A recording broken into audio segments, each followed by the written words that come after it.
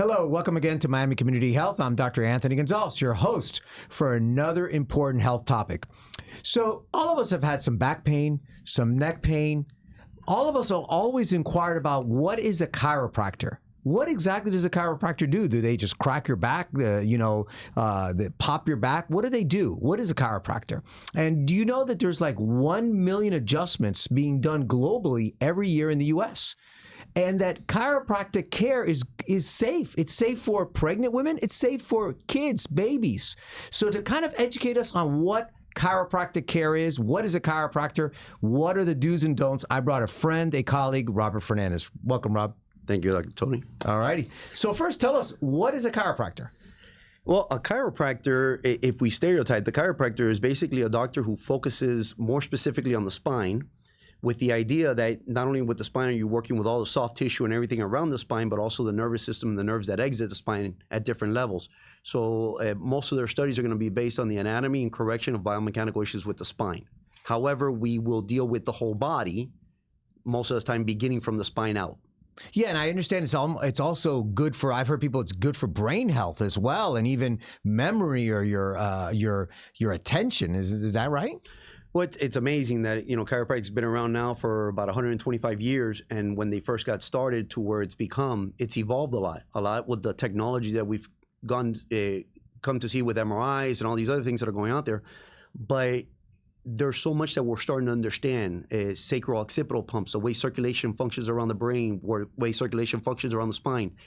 And the least amount of motion, if we think just in general, a person who's sedentary, who's not really moving much, obviously will not have the same function as a person who's energetic. However, if you're energetic, but specific areas of your spine are not moving properly, it doesn't matter how energetic you are if that area is not moving. And that's where the chiropractors will come in, identify these areas, whether they're areas or segments, put mobility back in the spine, so now what you actually do, you benefit from. Wow, incredible. All right, so let's first talk about what type of person, individual, patient should be seeking care from a chiropractor. If I have a neck pain or a back pain, that's when I go. Should I go when I'm well? When? Again, because people have stereotyped the chiropractors like the neck pain, back pain specialists. That's why you're here. You're here to break all the stereotypes and tell us what is the truth. So even though maybe the chiropractors have shot themselves in the foot because it's easy to sell neck pain and back pain. So they've created the mentality that chiropractors are great for neck pain and back pain, and they are beneficial. Me personally, I would say that every person should be going to the chiropractor to be evaluated to see whether or not they need chiropractic care. So the way you would think of a dentist is we would never wait till we had a toothache to go visit a dentist. You're going to go on a regular basis and prevent toothaches from becoming major root canals. In chiropractic, if you were able to identify a problem as a child and make a correction, maybe we wouldn't see this person as a middle-aged adult with arthritic degenerative changes in the spine. So I personally believe it's a lot easier to preserve your health than it is to correct your health once you've lost it. Yeah. So I wish people just got checked on a regular basis. If you're great today and I didn't have anything to do to you, maybe I'll have you come back in 6 months or a year and we reevaluate you again, as opposed to waiting for things to build up, because many of the problems we will see can take 15, 20, 25 years before you realize they're there. And you could have picked that up ahead of time, or you could have done something to prevent that. Absolutely. So the evaluation that the chiropractor does, a lot of times my patients will come in and they love to give me a history and we want to take that history, but I tell them my evaluation is going to give me the areas of concern, because you may have a pain in your neck, but the pain in your neck may have been caused because you had a flat foot that rotated your knee, that pulled on your hip, that created contraction in your back, that pulled on your scapula, that gave you neck pain. Wow. And when you start to put it all together, you realize it's a puzzle. It's not just about chasing the area of pain or waiting for the pain to arise. It's about finding that problem in the foot before you realize it's there. All right. So obviously, most of the patients you're going to see are people that have back pain, neck pain. They have something, right? And obviously, you have the people that come to see you regularly. But if I have a back pain or neck pain, how do I decide if I'm going to go see a back specialist, an orthopedic surgeon, a neurosurgeon, a chiropractor? How do I decide that? And I might be biased when I'm saying this, but I would like to choose chiropractic as the first form of healthcare. Because if you come into my office, a chiropractor is trained to identify things that are beyond his scope of practice. So he's going to evaluate to see if there's something that's producing what you're experiencing. If he does not identify it, he will tell you, okay, I need you to go have this study done, maybe an MRI, maybe a CT scan. I may send you to an orthopedist or a neurologist. So I'm going to have the capabilities to move you around. But a lot of times when we may start with that specialist, if they don't see a reason for maybe surgery that day, they might send you home with some type of painkillers. They might send you out to physical therapy. They might send you to things that could help reduce the symptoms, but never really correct the cause. So I always tell people drugs work. However, if you're looking at a medication as a solution to a symptom, I always tell people, if a smoke detector goes off because there's a fire, we're not going to pull the battery from the smoke detector. We're going to identify the fire and turn the fire off. That smoke detector will turn off on its own. And the way I look at symptoms, 9 out of 10 times, they're the smoke detector. They're the alarms that are going off. And rather than thinking that that's the main problem, we want to identify if there's something that can be corrected.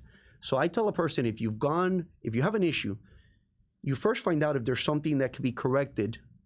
And if it cannot be corrected, hopefully that doctor is going to guide you in the direction of what you should do. But if we start with an area and somebody gives you a medication which works and it takes away your pain, did you really solve the underlying cause of the problem? Or maybe a year from now, that problem can come back with a vengeance. Yeah, that's so I guess the take-home message is start with the chiropractor, and if it's outside their scope, then they will put you on to somebody else and send you to the right person.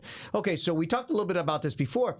Specialties, pregnant women, pediatrics, are there different specialties in regard to, we in the medicine, we have one doctor that takes care of pregnant women, one doctor that takes care of pediatrics. Are the specialties in chiropractic care by age, by the fact that they're pregnant, or is it other types of specialties? Yes, there is. In chiropractic, when you go through school, you get a very general, broad-based understanding of what you're going to be performing. But even when I was in school 30 years ago, I grew an affinity into sports chiropractic and pediatric care. Mm-hmm. And in our school, we actually started bringing some of the doctors with the most experience, huge pediatric practices, into our school to educate other students as to what they were doing and what was different. And we were the first pediatric program ever in the nation, which actually became a diplomate program. So there's a diplomate program right now in chiropractic pediatrics. When you correct a child, in many cases, the technique, and we're talking different ages. Once a child is 6, 7 years old, they can pretty much be seen as an adult. But when you have a newborn, the techniques you're going to be using is not the same technique that you're going to be using in a 250-pound football player.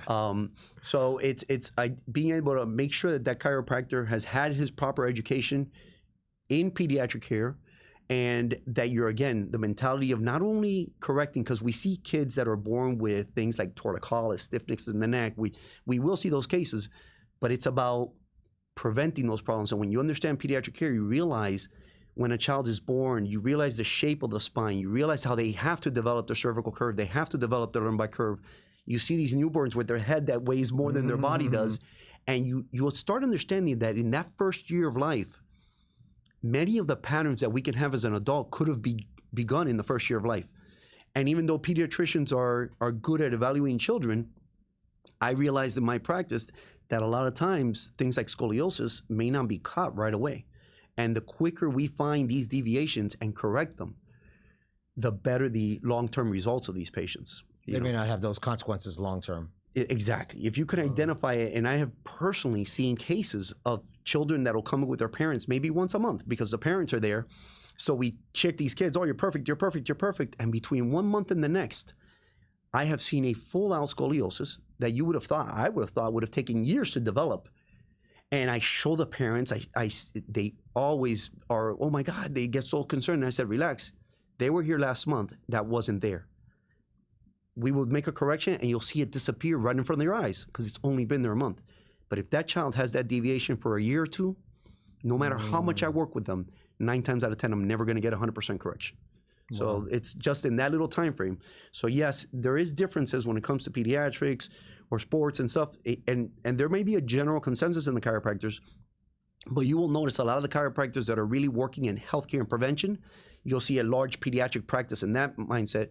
If you get a chiropractor that's maybe focusing on personal injury, auto accidents, then you might not see many children in that practice. Completely different type of practice. Okay, so somebody comes to your practice. I want to walk through what the evaluation is like, what happens in that practice. When they get there, you take a history, and then you examine them. And what is that evaluation going to be like? And obviously, the history is going to give us a good idea of what's happened up to this point, maybe some type of causes of what's going on. But then when it comes to the evaluation, we take a very objective approach. So even though you came in, like I said earlier, with neck pain, I really want to do a full evaluation of the entire spine, starting from your feet up. And we'll do things first to make sure that everything's healthy. We will do a lot of orthopedic examinations. We'll do neurological examinations. And once we've passed those, that we make sure that there's nothing, we go more into the chiropractic evaluation. There, depending on the technique the chiropractor uses, there are different forms and ways to determine what could actually be going on with the patient. We'll look at biomechanical issues. We'll look at balance of the muscles, the tendons, the ligaments, motion palpation. There's a lot of different things that we'll use. And 9 times out of 10, I will put my finger on the problem, and the patient knows I'm on it before they ever told me it was there. Wow. So it's I think reassuring for the patient when the doctor is the one that's finding the problem, as opposed to the patient having to say, no, it's not there. It's a little bit over the side. And that's what I think sets it apart. Okay, and does insurance cover chiropractic care? Insurances most of the times have a chiropractic benefit. Now, what ends up happening a lot of times is the insurances will say the necessity of chiropractic care. So they may cover acute care. You bent over, you picked up a heavy box, and you strained your back. The insurance man came in there and say, okay, we're going to cover you for the strain. We'll get you out of the pain, but that's it. They will not focus on correction. They will not focus on prevention. They will not focus. So 9 times out of 10, insurances, when it comes to prevention, it's really on the patient. Insurances will step in usually on some type of acute crisis or accident. Okay. And so obviously when you see somebody initially and you're determining the problem, you found the problem, there's going to be follow-up that's going to be needed. Problems can be solved in one visit, or they require ongoing, care. What we find is if you had an injury yesterday and you came to see us today, you'd be amazed how much you can accomplish in one visit. The problem that happens is a lot of times people come in there and say, no, I had an accident 20 years ago. And it makes it a little bit more difficult because once your body has done all that modeling into that soft tissue, your muscles, your tendons, your ligaments, you've created patterns. And what we find is a lot of times we may make a correction and you can walk out of my office based on my measurements at 100%. But by the time you get to your car, you lost 5% of what they did. By the time you got to your house, you lost 15%. And by tomorrow morning, you lost it all. So in many cases, what you'll see when you start chiropractic care is the chiropractor will bring you in with some form of frequency to see if what he did on the previous visit actually held. As the patients start to return to the office, requiring a lot less care, we start to put more and more and more time in between those sessions. If there's 2 criticisms that I hear about chiropractors, they'll say, if I go to the chiropractor, you have to go for the rest of your life. Nobody's going to hold you with a ball and chain and say, you got to be here forever. But I always tell people, if you want to be healthy, you're going to have to eat healthy for the rest of your life. If you're going to start an exercise program, you're not going to start the exercise program and quit once you've reached and accomplished your goals. Keep it going, If we saw a child and got a great 100% correction in that child could just worry about preserving problems. But most adults that come into my office that have been with me for many times, even years, I will never have 100% correction. If they have degenerative changes, I cannot necessarily reverse those degenerative changes. So what we do is we find ways to, how do we preserve? If I tell you, if I got you 75% better, what do I need to do to preserve that 75% so you don't lose what you did gain? And that's where that maintenance care comes in. Now, in regard to the actual adjustments you're doing, or the therapy, or the care you're providing, we talked a little bit about this. Should patients be worried about hearing clicks and clanks and breaks and pops, or that's good or that's bad or indifferent? Not every treatment requires a sound.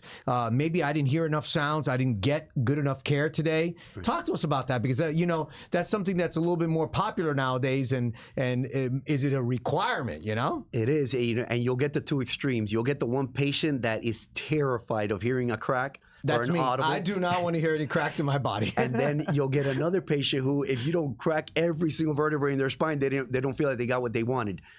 The truth is that the audible is basically gas that's being released from the joint that really makes that audible sound. Oh, wow. It's not necessarily bone grinding against each other. It's like I tell my patients, if you grab your knuckles and you pull them apart, you may hear them crack. Right. All I did was create a distraction that released that gas. It had nothing to do with whether the bone cracked or not. Now, this is actually not bad for your knuckles. We created negative pressure. It's going to bring in some synovial fluid. It's going to lubricate the joint. It can actually prevent degenerative changes. However, we start doing this and all these other things, and now that joint, instead of pulling it apart and popping it, we're going to take it to tension and we're going to pop using a leverage system, and that can actually gradually eat away at the hyaline cartilage and maybe cause some other degenerative changes. So there's good ways of doing things, and there's bad ways of doing things. When it comes to the technique, there are hundreds of techniques out there. Many of them, you will not hear a thing. In fact, the chiropractic adjustment is a very specific technique. So if I found a problem in a person's second cervical, I want to make a correction on that second cervical. I don't want to move every single vertebrae in the cervical spine. I want to find a way to stabilize what's in great shape and move and get motion only to the segment that has an issue. Now, how we do that is where it comes into whether or not you're doing a manual technique where you may have an audible release, or where you use instrument adjusting where you will not feel a thing. You don't hear it. So patients that are used to having their backs crack may come into a chiropractor who uses techniques that don't have an audible. And even though the same procedure has been performed, one person might think, oh, I didn't get a crack, or I didn't get enough cracks. Or the other person with the technique that is used to not hearing it is scared of having the audible. What people need to understand, if you have a habit of cracking your own neck or cracking your own back, 9 times out of 10, the areas that are cracking are the areas that don't have a problem. They're freely movable. They're releasing those joints because there's nothing wrong with them. But if you have 7 vertebrae in your neck and one of them is stuck or not moving properly, and I just twisted my neck, what do you think is going to move? That one bone that was stuck or the other 6 bones that were perfectly loose? Yeah.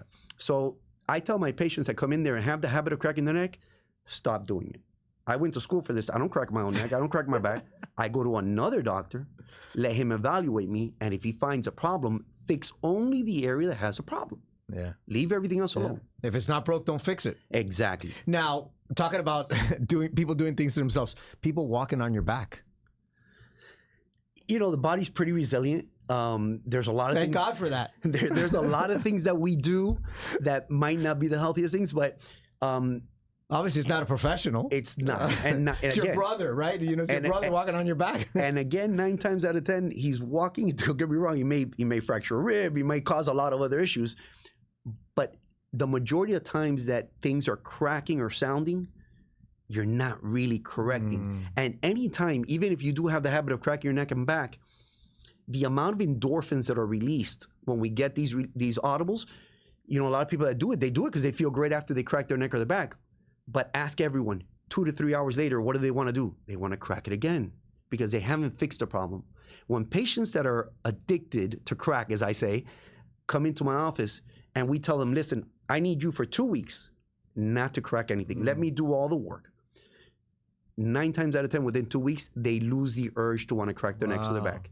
So when we correct the problem, your body's don't give you those right. So it's not just about living on an endorphin high. It's about being able to correct the problem so you don't have these issues later on in life. All right. So another thing I've heard also is that chiropractic care and getting adjustments boosts your brain health. So how is that relationship? Is it true? And how does that work? Well, in simple terms, I mean, of course. there's a lot of different ways that we may determine whether it's not. I mean, so one of the things is circulation. One of the things is tension. So if you had an issue, let's say in your back or your neck, and it's creating this constant tension, it's affecting circulation, vertebral arteries, all kinds of things, lymphatic drainage. There's a lot of different things that can start making people feel down, overwhelmed, exhausted. You're not sleeping well. You don't feel, if you don't sleep well, you're not going to get up in the morning and feel like exercising. If you didn't sleep well and you didn't feel like exercising, you're probably going to love pizza and ice cream that day. It's like this paradigm shift that occurs. When we give that patient that first adjustment, it's amazing how often I hear people come back and say, oh my God, I slept like a baby last night. Now, just because a person starts to sleep better, you can easily start realizing how many other things can show up. So even though people are saying, yes, I don't have brain fog, I have more attention. It's not like directly a nerve that you're affecting the way the brain works, as much as a holistic approach that you're sleeping better, you're going to start exercising, you're having less muscular tension, less things that are bringing you down, and all in all, it works together. We may see more specific changes with vital organs. It's amazing how many times people come in there, they came to see me because they had neck pain or back pain. I'm working up their spine, and all of a sudden I get to mid-thoracics.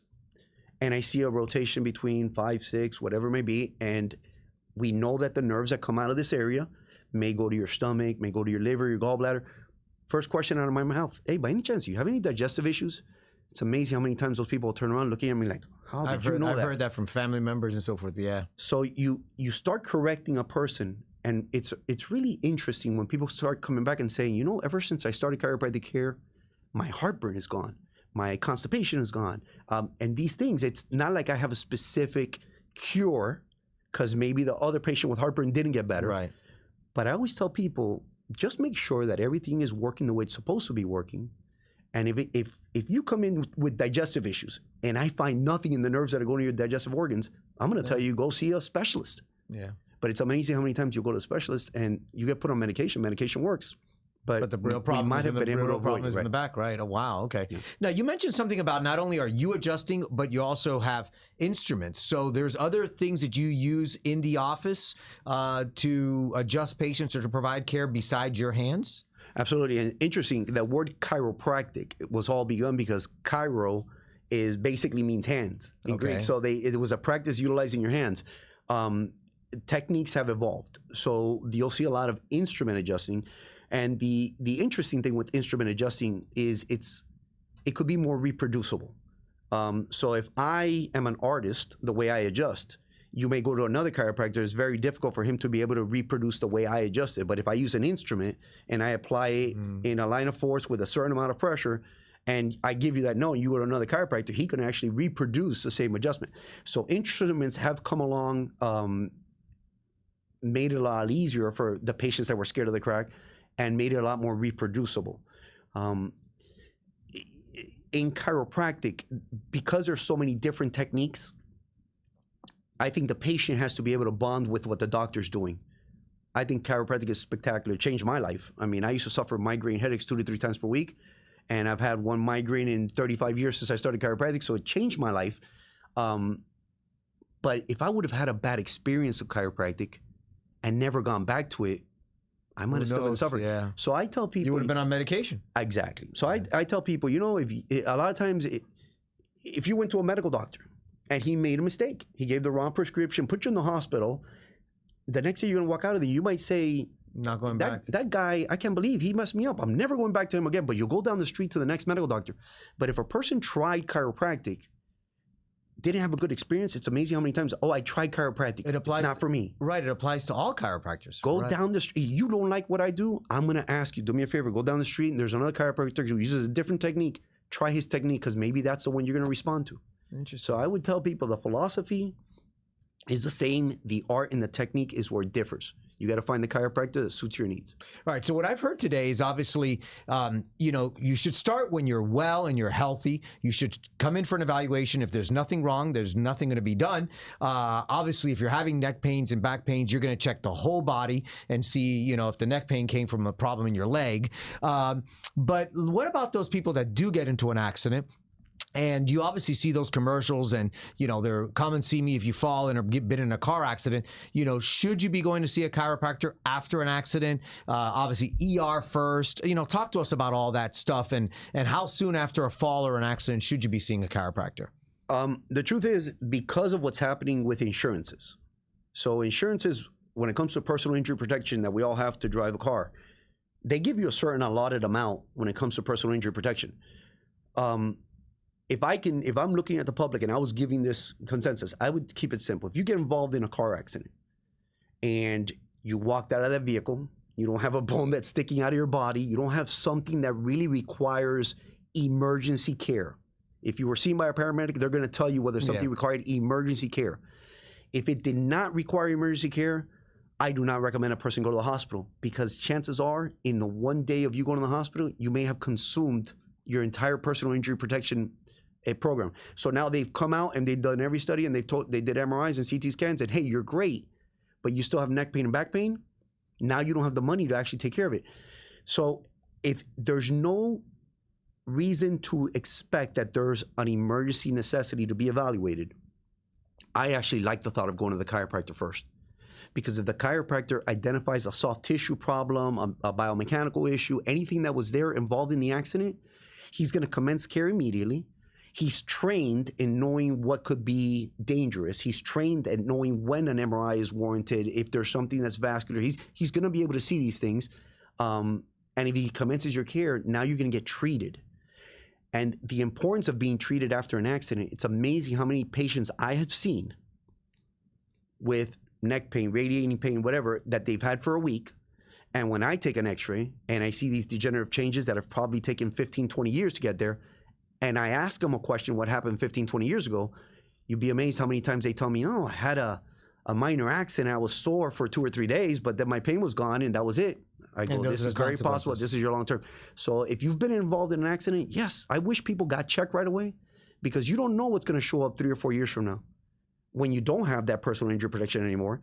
And you've already taught us that the sooner you address the problem, absolutely, the more likely you're able to fix it, absolutely, as opposed to coming months or years later. Absolutely. So I really do believe if you've been involved in an accident, a fall, get yourself checked. The best thing that can happen is that doctor could say, you know what, thank God you did spectacular, go home, put some ice on it, you're doing great. And that's what you want to hear. But if something did occur, the earlier you take care of it without necessarily covering it up. Like I said, medications could make us feel great, but you don't want an issue showing up long-term that could have been corrected right away. Yeah, that's what I've heard from you over time and time again. Let's fix the problem. Put out the fire. Don't take the battery out of the fire alarm. Exactly. Let's fix the problem as opposed to just getting medication for the problem that you have. And maybe the chiropractor can find the problem. And if you can't, then you'll send you to the specialist that will or send you for the testing. Absolutely. We have, I'll give you another one. We have patients that may come in with a herniated disc. A lot of times the disc being that ligament pad between the vertebrae, and people are told, oh, you have a herniated disc. And immediately patients think, oh, I got to go for surgery or I got to go for a nerve block. The disc between the vertebrae, in most cases, is stronger than the vertebrae itself. People will suffer compression. Bodybuilders, powerlifters that come into my office, I take an x-rays and I've seen the bone modeled around the disc as the disc almost impregnates itself into the vertebrae that the disc is holding. So if you were to suffer a major injury, I think a person could even suffer a compression fracture to the vertebrae before they damage the disc. So every time a person comes in here and says, I have a bulging disc or a herniated disc, what's really going through my mind is why? What made that disc get so weak that over a period of time it was able to tear, herniate, or bulge? So when we see a herniated patient, not only am I focusing on the symptoms that he's experiencing as much as I'm looking to see what could have caused it in the first place to make a correction. We could use things like in the office, we have something called spinal decompression, where we create negative pressure on the disc, and that has been shown to help with circulation, imbibition, which is the way we call circulation into the disc, which allows the disc to heal better. So it's about, can we avoid the surgery? Yeah. Can we avoid the blocks? And sometimes we can't. Sometimes there are cases where the doctor has to act and say, unfortunately, the situation that you're in right now, you need to go and see a surgeon, have him clear you before we're going to start working on you. But in many cases, we can stop it before it starts. Yeah, I'm a surgeon. I've always said the best type of surgery is no surgery at all. If you don't need surgery, because with surgery comes consequences and so forth, but if there is no other choice, then of course proceed with surgery. So, Rob, you've given us a lot of information. Thank you. Thank you for educating us about chiropractic care. Thank you what you do for our patients and our community. And as you heard from Dr. Fernandez here, get checked out. Even if you don't have a pain, be evaluated. And if you have a back pain or a neck pain, if you've been involved in an accident and you're okay, see a chiropractor and they'll fix the problem as opposed to putting a Band-Aid on it. So thank you. Thank you for being with us. And as I always say, thank you for participating and hearing and listening to us at Miami Community Health. Take care of yourself and your family. Have a great day.